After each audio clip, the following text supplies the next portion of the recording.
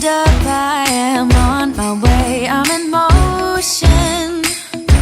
Let's go to the ocean.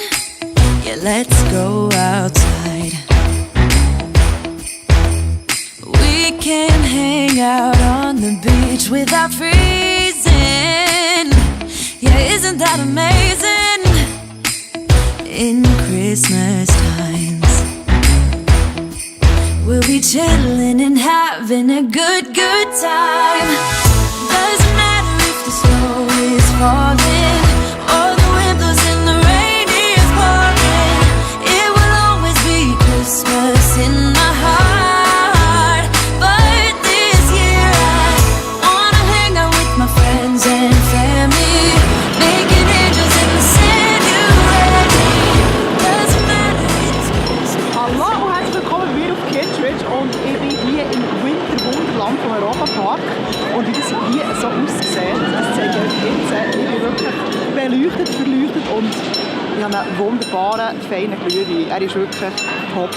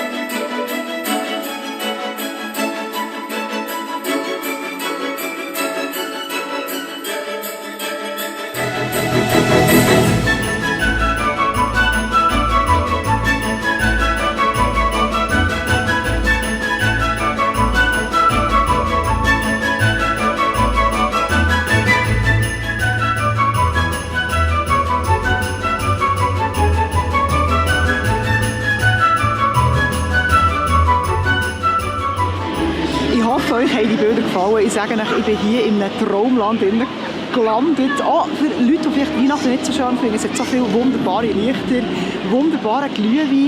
Die Atmosphäre ist wahnsinnig schön. Es hat nicht wirklich viele Leute. Die Bahnen sind offen und ich sage euch, es ist einfach...